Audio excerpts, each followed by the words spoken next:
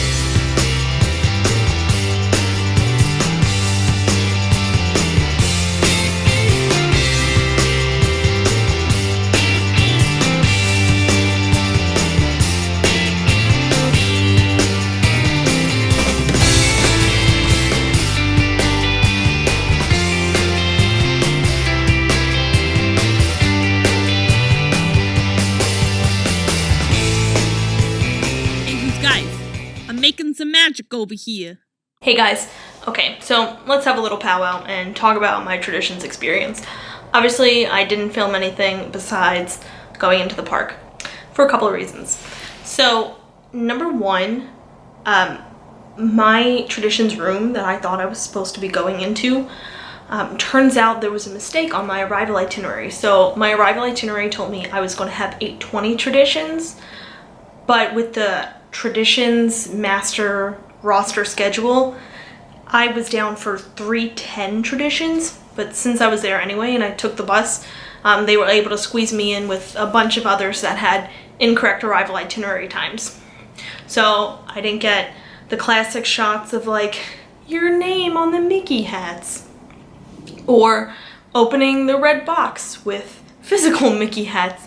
That's because I came in much later to a traditions class, and I was just kind of like sitting down when that happened, so I was really kind of frazzled. So that's why you only really have park footage. So I just wanted really to share that with you guys, to let some of you guys know if you're coming to do the college program during this semester and future semesters, your arrival itinerary may have mistakes on it.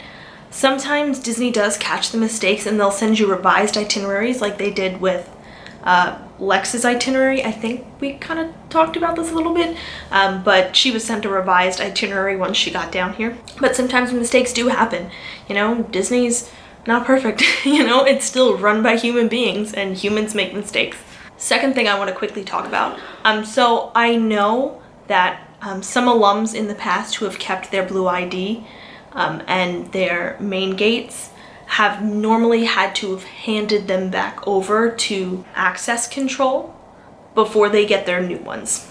Now, I thought that was always the case no matter what.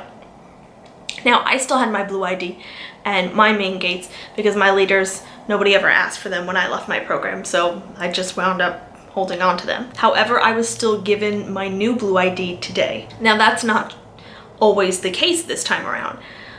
Sarah, for example, she also kept her Blue ID and she was not able to get hers today.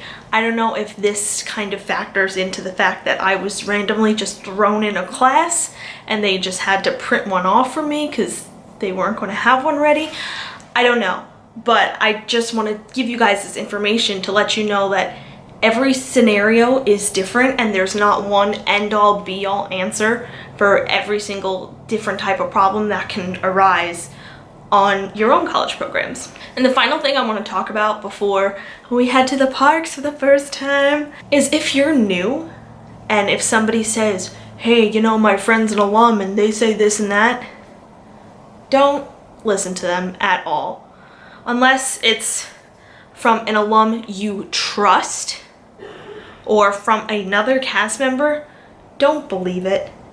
Like, it's ridiculous how some people and some alum can just have such a holier-than-thou attitude and just make up stuff that simply is not true at all. So for example, today, as I was filming some of that footage that you guys just saw from traditions, I had somebody come up to me in my traditions class, not the cast members who were leading it, some other people who were just like me taking the traditions class, come up to me, tapped me on the shoulder and said, "Hey, my friend's an alum and she told me to tell you that recording during traditions is termable, so I just want to let you know." Well, that is not true at all. Unless you get it from the program guide, which lays out everything you can get termed for, the housing meeting, which also lays out so many things you can get termed for, or heard it from one of your leaders' mouths, any other cast member in a higher position than you, you can't just believe that, oh man, I'm going to get termed for this. I know that before we went out on stage, all of our traditions facilitators have said once you get on stage into the parks, you're free to take pictures, record, because you're on stage, you're in a public place. Not even, of course, I already knew that because I did the program before. I've taken video during traditions before and successfully completed my program. So I just want to let you guys know, if you are new CPs, don't take every single alum's word as gospel. And if you're an alum, don't just go out doling advice to people. Share your wisdom, talk about your program if people ask you to. Obviously, I had a great time on my program, and I want to talk about it as much as possible. I want to share my wisdom with a whole bunch of new CPs, but things can change from past programs. If you want to talk about your program so much, why don't you make a YouTube channel? Just saying. I'm not saying any of this to try to be rude or mean. I'm just saying this because I want to look out for other people. For the newbies, I don't want you to have misinformation. For alums, I don't want it to seem like you're going to come off as like this person with a holier than thou attitude and I'm better than you, new CPs. Because why would you want people to think that about you? You're working for Disney. You're probably such a kind and caring and genuine person. Like, for example, at pretty much the next second after that girl came over and said that to me, there was another girl who came up to me and she saw that the backs of my ankles were bleeding because I had blisters from the other day because I was breaking in new shoes, and I was just bleeding all over my shoes. And she was like, "Hey, I have Band-Aids. You look like you're in pain. Do you need some?" I was at the point where I was just at like nirvana when it come to my feet because it was just everywhere. But I was like, well, these are old shoes. I'm going to throw them out anyway. Thank you so much for offering. Anyway, this tangent has gone on too far. Let's just go to Magic Kingdom, shall we? I'm home. We're here.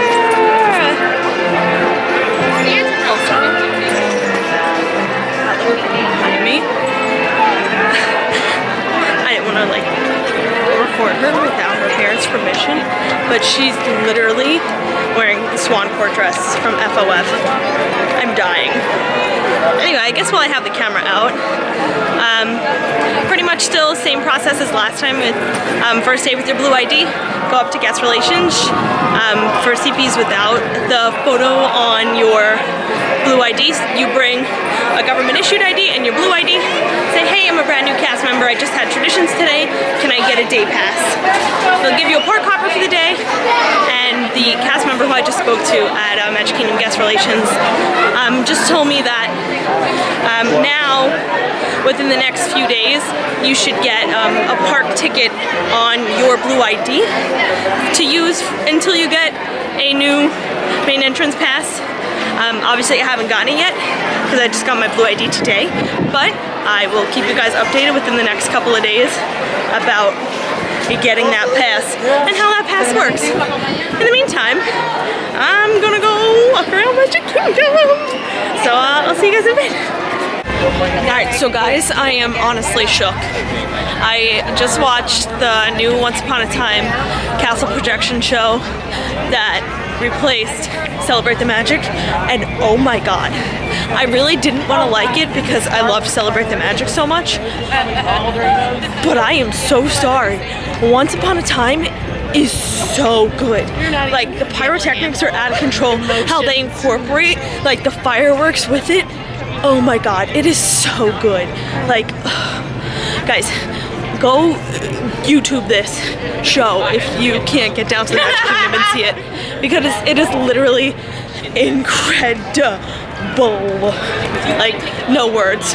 So good. And I vlog really today because I spent the whole day with like teachers from my high school, because my high school that I went to is on their senior trip here in Disney.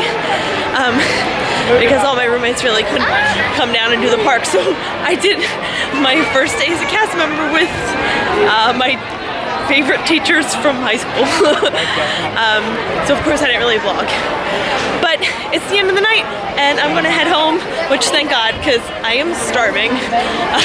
I'll see you guys next time and have a seamless night. Bye.